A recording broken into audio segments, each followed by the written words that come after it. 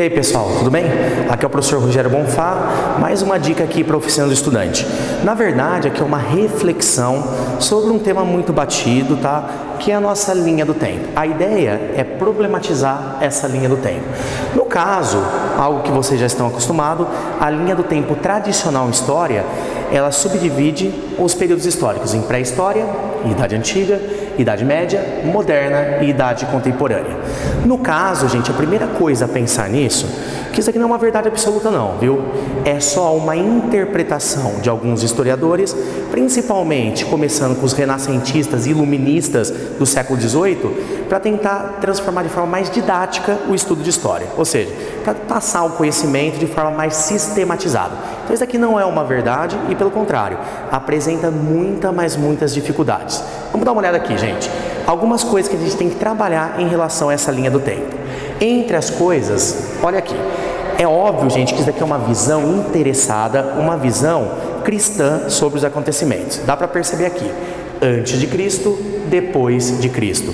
Então, o primeiro problema que eu posso apresentar a vocês, que isso se trata de uma visão cristã dos acontecimentos da humanidade. E é óbvio, gente, não tem só cristão no mundo e nem só o cristianismo como religião.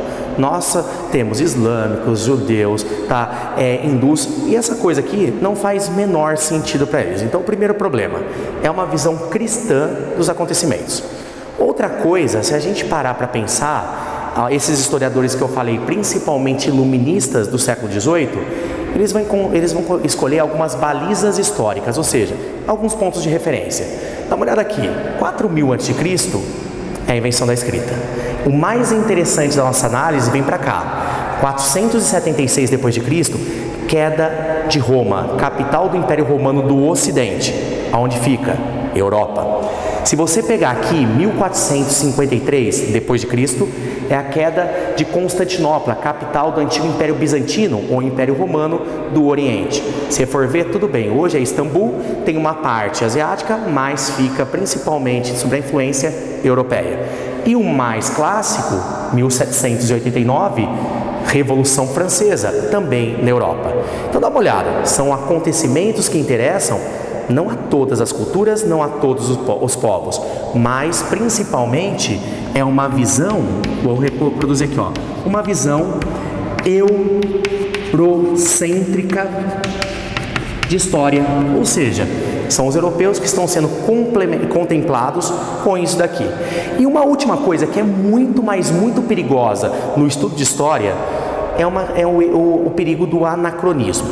Quando você usa uma linha do tempo vindo do passado para o presente e projetando o futuro, você pode gerar um preconceito das novas gerações em relação às gerações passadas.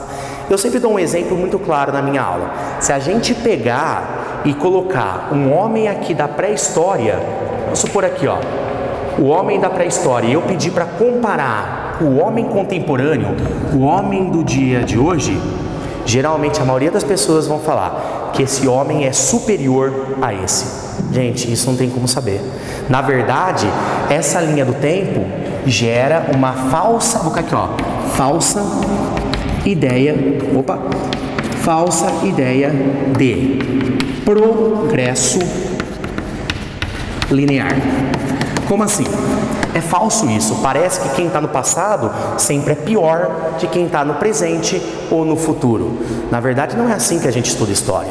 História, a gente nos preocupa, no caso, em estudar cada período histórico com as suas características, respeitando essas características do povo em cada localidade. Então não adianta a gente vir para estudar para a história ou a Idade Antiga ou qualquer outro período com uma visão contemporânea, com o que a gente tem e o que eles não têm. Isso gera preconceito, isso gera uma análise equivocada da história, podendo recorrer ao anacronismo, que é um dos piores problemas do historiador. Então aí, gente, foi uma dica da problematização da linha do tempo. Isso a gente vai usar? Vamos, mas sempre pensando, sempre raciocinando com esses problemas aqui.